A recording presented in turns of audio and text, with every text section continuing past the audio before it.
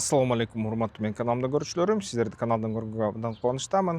Ушинтип, Орусия өткөн базар күнү чоң чабуулду жасады Киевке.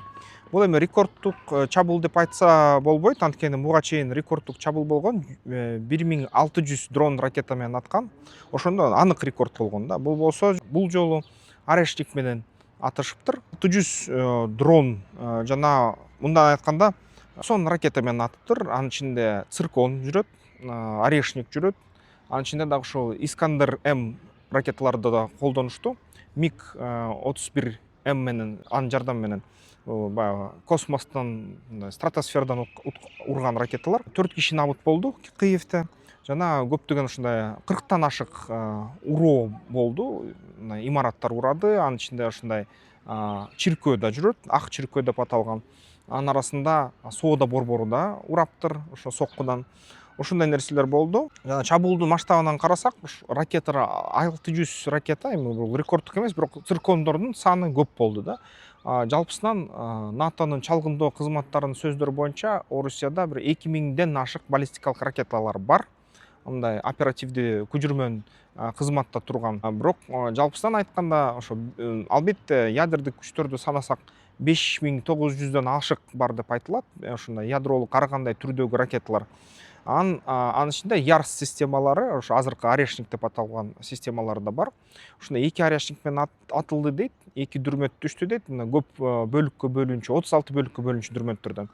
Ошол бирок акыркы маалыматтар боюнча дүрмөттөрдүн көптөрү разброс деп коебу, ушундай түз тийбей 100 километрге чейин ушун мээлеген жеринен четтеринен ушундай тийиптир.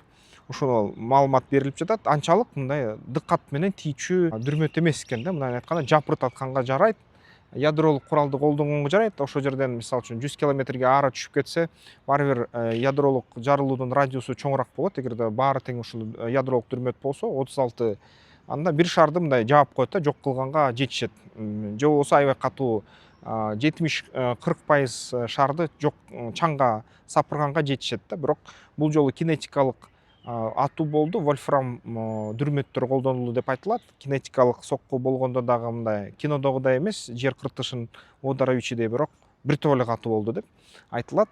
Ошол 36 баллистикалык ракета даанасы, ошол циркон, Искандер Мдер колдонулган сон ракетанын ичинен.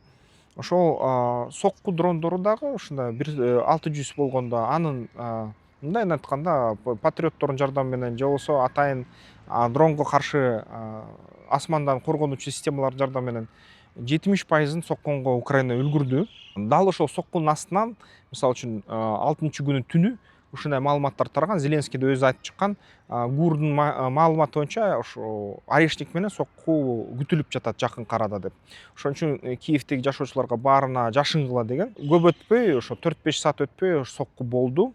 Анан дал ошондой маалыматтар азыр тарап атат. Дал ошондой сокку дагы кайталанганы жатат деп айтылып жатат да. Азыр даярданып жатышат дейт. Убакыт болгондон тез ушундай чыгарган жокмун. Ошо экинчи күн болуп калды. Экинчи күнү чыгарып атам, бирок маалымат ушундай айтышкан да. Анан албетте кээ бир маалыматтарды текшергенге да туура келди. Ошон үчүн бир аз убакыт алдым. Анан жумушка да көңүл көбүрөөк бөлүп койдум да. Анан мен ушундай 3 жолу урганы, бул деген жалпысынан алганда саясий белги деп айтса болот. Кичине Зеленскийге белги берип жатат. Албетте бул деген мындай коркутуу иретинде, кичине силерди сестентели, коркуталы, Евро биримдик Украинаны колдогонду токтоткула, Украина дагы ушундай Москваны сокпосун деп ушундай. Анткени Москвага сокку бул эң оор чын нерсе болду Орусия үчүн. Буга чейин Белградты согуп аткан, Курскка кирип атышкан, баягы ар кандай ошо Украинада топтолгон РДК деген, Легион Свобода дегендер кирип атканда, эң эркин Курск, Бел областтарына. Бирок бул нерсе анчалык катуу, ушунча Орусиянын башчыларына чучугуна тийе элек экен. Чучугуна тийген дал ушул Москвага сокку болду. Анткени Орусиянын интернети өзгөрүп кетти. Мындай айтканда, мурунку унчукпай жатса, азыр көбүрөөк айта башташты бийликке каршы сөздөрдү. Ушул нерсе сезимтал нерсе да. Аны ошол көбөйө баштады орусиялык интернетте. Ошон үчүн Украинага аскердик сокку эмес, психологиялык соккуга аракет кылышты. Ошо тезирээк биз койгон талаптарга ынансын, ушундай соккуларды токтотсун деген сөздөр да. Бирок Украинага бул ансыз деле мындай да, күбүндө согуп атышат да, күбүндө кишилер өлүп атат. Эгерде жалпысынан соккон сандарды, уроолордун санын эсептесе, ошо бир түндүн 40 точкага тийген 40 уроосу такыр эч кандай мындай теңге алынбайт да украиналык тараптардан. Ошон үчүн алар муну коркунучтуу эле болду. Метрого чейин ушундай тер түтүрүү болду. Метронун чатырлары баягы потолоктон кум себилди, мындай жаракаттар кетип атты. Коркуштуу албетте украинцтер, бирок ошондой болсо дагы аябай мындай катуу деле теңге алган жок да. Ядролук эле сокку калды ошо сестентириш үчүн. Психологиялык жактан 1-2 күн иштеп, бүгүнкү күнү кайра артка кетти да, психологиялык басым азая баштады. Жарандык ошо объекттерге, имараттарга сокку болгондуктан баллистика менен бул кайра эл аралык ушундай айыптоону Орусияны күчөттү десек болот, жаңылышпайбыз. Жалпы ушундай жаракат алгандардын 4 киши набыт болсо, 2 киши оор эсепте болсо, оор абалда, жагдайда 60-100 киши ушу жаракат алды деп айтылат. Бул деген Москвага соккуга туура жооп болду деп баары эле эсептеп атат. Албетте Зеленский да айтты, ушул соккудан кийин Украина жооп берет, жана эң көп басымды эми Москвага жасайт деп. Эми Украинанын соккулары Москваны мээлейт деп айтты. Жана ошо даярдыкты өзүнүн аскердик күчтөрүнө буйрук берди. Европа санкцияларды күчтөнүүгө чакырык таштады. Европа лидерлери Украинага ошо кайра бериш керек ПВОну деп айта баштады. Андан сырткары дагы АКШдан дагы бир башкача сөздөр кете баштады. Республиканецтер, демократтар биригип алып Трампка басым жасап атышат. Ошо колдош керек, акчаны бөлүш керек деп Украинага. Эми кайрадан ушундай жаратканга алып келди бул нерсе. Трамп болсо Орусияны түз айыптоодон качып, тараптарды ушул тынчтыкка келүүгө, ынтымакка келүүгө жана соккуларды азайтууга чакырык жасады. Кошумча бул да Украинанын элин бириктирүүгө мындай кандайдыр бир өбөлгө түздү. Андан сырткары Украинанын албетте эли коркуттуу, психологиялык жактан согуштан чарчоо сезими да пайда болду деп эсептесек жаңылышпайбыз да. Кыскасын алганда таасири ушундай болду. Жалпысынан бул нерсе чын эле Украина эми Орусияга соккуларды азайтат, ракеталарды, дрондорду жибербейт Москвага, ушундай кепилдикти бере албайт албетте бул нерсе. Ушуну туура так түшүнүш керек. Анан албетте тескерисинче эффектке жетишти окшойт Орусиянын бийлиги. Бул деген кайра эле АКШдан ресурстарды тартууга мүмкүнчүлүк түзүп жатат. Евробиримдикте да ушундай Украинаны колдоого күчөтүп жатат. Анан унутпаш керек, кеч бир мисалы үчүн Германия менен согушуп атканда Германия качан жеңилген? Бир гана ошол тынч жарандар жашап аткан шаарларын чаңга сапырганда ошондо гана Германия жеңилген. Дрезденди такыр жок кылып салганга миңдеген ушундай тарапташтардын, союзниктердин учактары, бомба ыргытуучу учактары жапырт шаарларды ушундай өрттөгөнгө, Firestorm деген өрттөөчү бомбаларды миңдеп, 10 миңдеп таштаганда гана, бут ушул өндүрүштүк инфраструктураны кырганда гана ошол Германияны жеңе алышкан жалпысынан. Бул жерде болсо Германия эмес, бул жерде дүйнө жүзү бириккен эмес, бул жерде мисалы үчүн бир четинен Орусия, бир четинен Украина. Эки тарап тең эч качан бири-бирин жеңишпейт, анткени ачык система.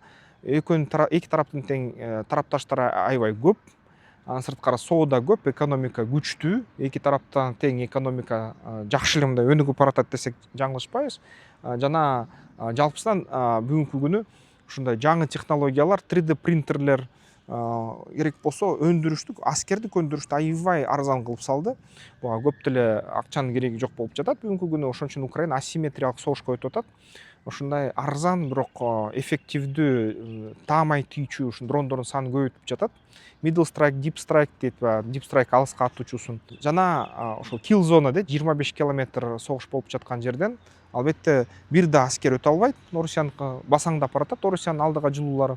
Экинчи тараптан болсо Орусия. Анан НПЗлер күйүп атат, нефть кайра иштетүүчү заводдор күйүп атат. Украина аларды согуп атат, логистикасы бузулуп атат. Бирок ошо менен бирге дагы эле Кытайга саткан газ, нефтинин көлөмү 500-300 миллиард доллар алып келип жатат да. Ошон үчүн эгерде мисалы үчүн Орусияда менеджмент өзгөрүп кетсе, бийлиги өзгөрүп кетсе, алар Украинаны жеңе алмак да. Бирок албетте бийлиги өзгөрө элек кийинчерээкте. Эскиче иштеп жатат, каталарды көп кетирип жатат, жана ички элдин өзүнүн мындай ниети деле жок ушул согушту улантканга. Бул эмнени билдирет? Согуш токтойт окшойт, бирок жыйынтык чыкпайт да. Анан мындай түтөп турчу согуш кайра эле улана берет окшойт да. Ушул нерсеге көрсөтүп жатат азыркы болуп жаткан окуялар.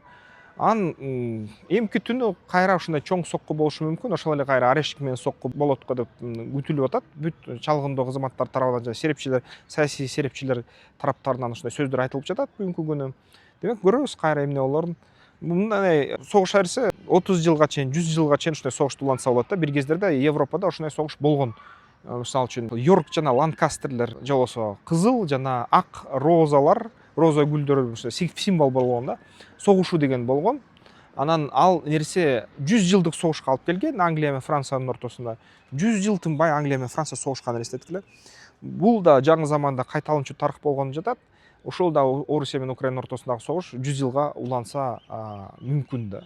Бүгүнкү күнү шарттар ушундай. Сиздер менен Искендер Шашеев болду, саясаттануучу жана экономист.